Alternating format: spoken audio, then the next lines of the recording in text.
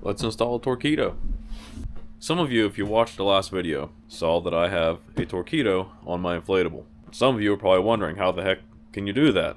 TORQEEDOs are meant for a hard plastic kayak. Well, it's a bit more complicated on an inflatable because where are you going to mount the thing? How's it going to mount? How's it going to work? Well, if you're wondering that, I'm going to show you how I did it on my kayak. It definitely took a little bit of fabricating on my part, but anyone with basic metalworking skills can do this. I'll show you what I made along the way. Let's just get started with mounting the bracket for the TORQEEDO motor itself, if I can find it. There's a lot of stuff that got to go back on this boat.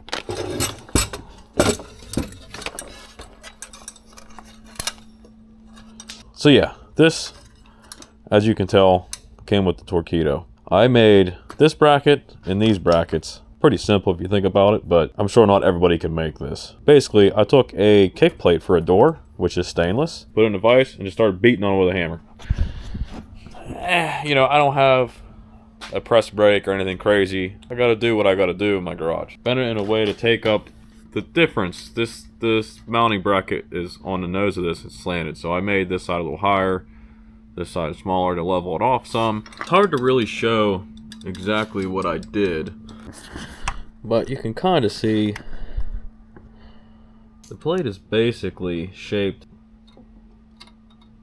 like that.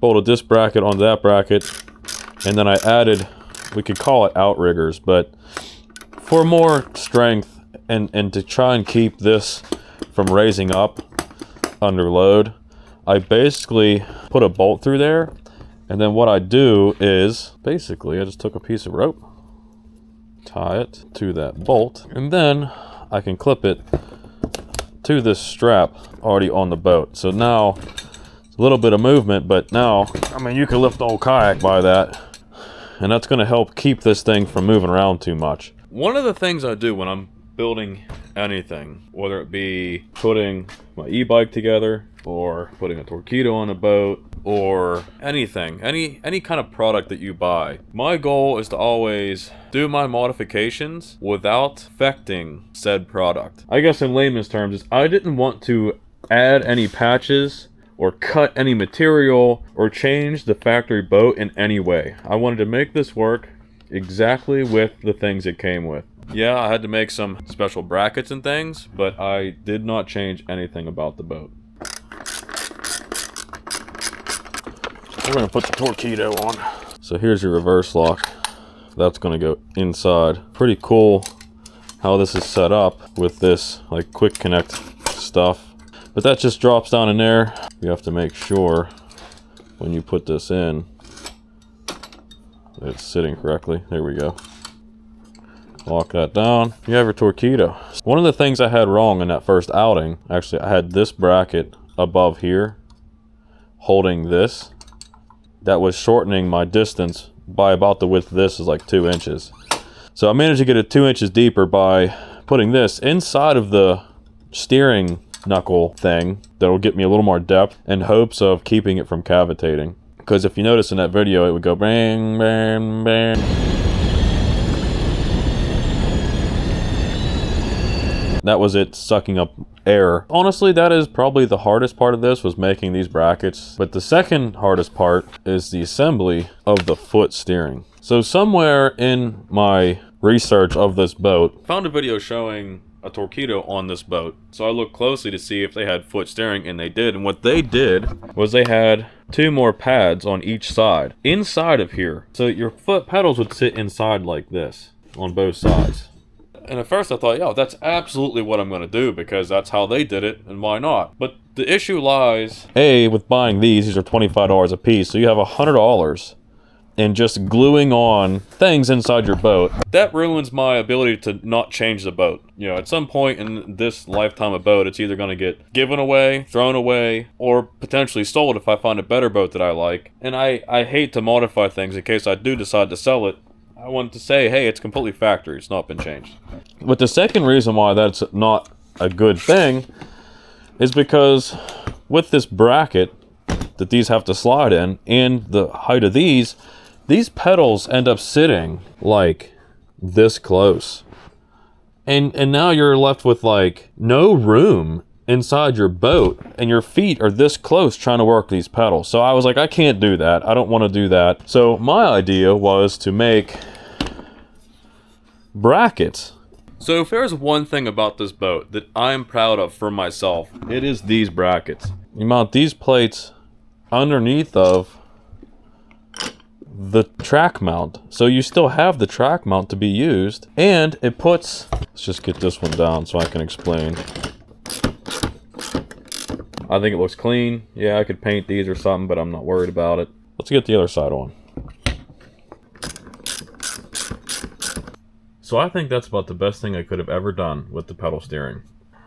We have distance off the ground. You have distance apart to lay your rods or bump board or baits, whatever you want in here. It's a good height for your feet. And you can take it off whenever you want. So continuing with the no modification motive, I'm going to use zip ties to hold the sleeve for the pedal steering. And I'm going to use these little straps. I can't remember what they're called. It's like a military thing where you can put different stuff to it, but I won't be using that like that.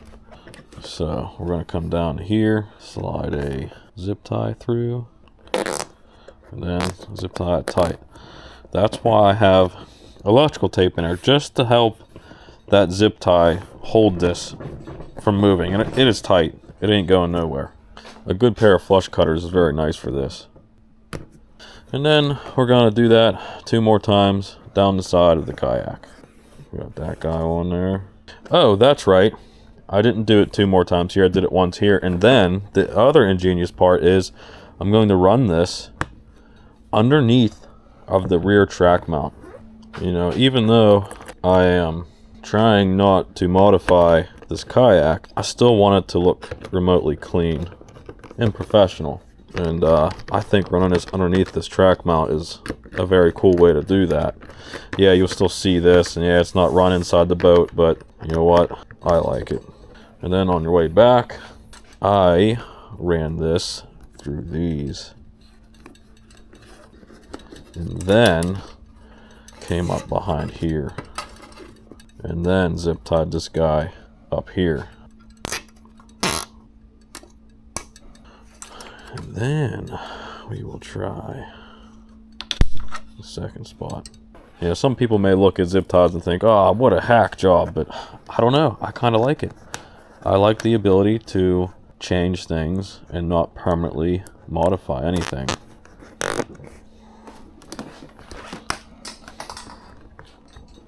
Yeah, my OCD is going to hate me for using different kinds of bolts throughout, but I'll live with it. Through there, through here, and up through there. Is this the best job you've ever seen installing a TORQEEDO? Absolutely not. Will it work?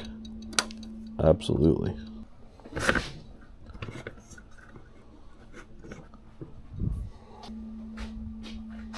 Looks nice and straight when the feet are even. Here, I will have a camera mount. So now, let's install the throttle mount. The throttle mount came from Innovative Sportsman with this shorter handle, but for me, not wanting to add another pad, I didn't want to modify the boat and put one here, which would be optimal. I bought a longer arm, an 8-inch arm, to go on with the mount. So this mount is a little funky. Probably the worst thing about this is this mount, right? Now I know some people probably love this mount, but for what I'm doing with extending this arm and having all this weight off of it, it's not good, and I'll show you why. So to get this on, right, you hold this clamp and that releases that and drops it down so you can slide it on. Cool, right? Okay, well there you go, you have this. So in order to tighten this, what you have to do, loosen this up, make this go vertical. Then you have to hit this button, pull up, and then spin this to tighten it onto the T-bolt, which is wrapping your cord up, which is giving you possibility of damaging your cord. But this is necessary because if you don't, it's super floppy. And even now, it's tighter, but it ain't tight enough. So you got to keep turning this on to tighten up that T-bolt. And there, it's finally tight after about a dozen or so rotations. And then I can take this, loosen it, drop it down, and set my TORQEEDO throttle mount. Giant pain in the butt. I know this quick adapter thing is supposed to be good, but all this quick thing does is give you the adjustment to turn this and set it, which doesn't make any sense to me. I don't know why you need a quick adjust but not a quick remove. Since I had to spin it on, even now it's too tight to come off by hitting a button. So when you go to take this off, because you don't want this bouncing around in the back of the truck, you're going to have to spin it off a dozen times. So I had to come up with a better solution. So the obvious answer to this is to, of course, just remove this nut. And then when you go to load it in the truck, you know, you won't have all this weight on there.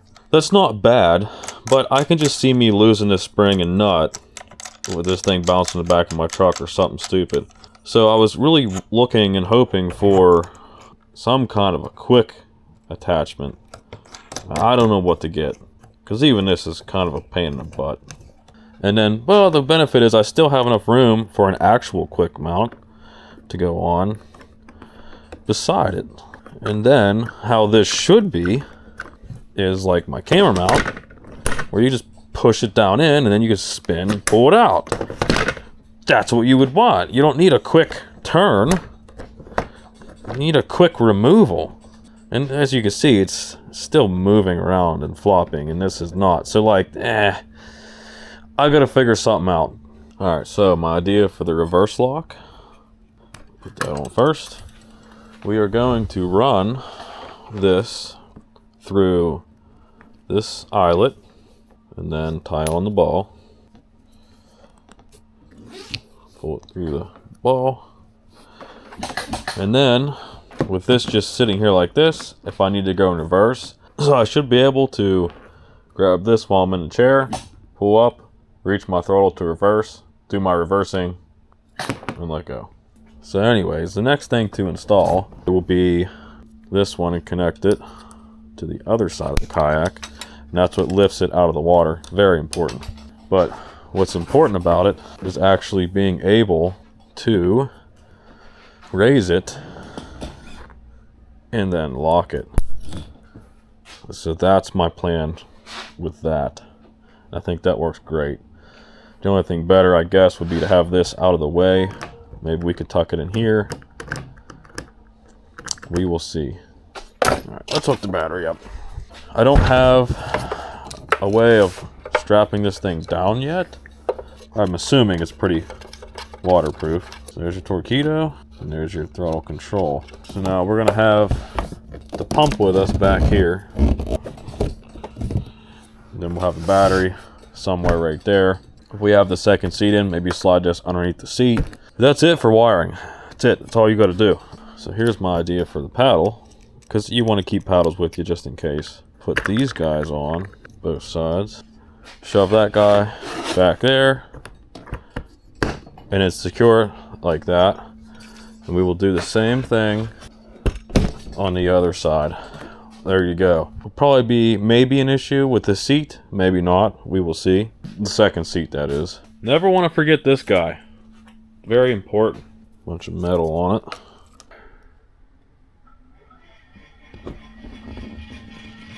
There she be. There you have it. There's my setup for the TORQEEDO with foot steering. There's camera mount, the paddles and everything. The best part for me is you can take it apart and you would never know that I had a TORQEEDO on it. So from here, probably not going to see the boat on the water until, it's probably going to be a while, but I can't wait for the spring and see what kind of adventures we can get into with this. Yeah, at this point, it's just slight adjustments, putting some time on the water with it to see what I need to change to suit me. But anyways, thanks for watching. I appreciate it. If you're interested in seeing some of the places I'm going to be taking this thing, hit subscribe. Don't forget to ring the bell. I will see you next week.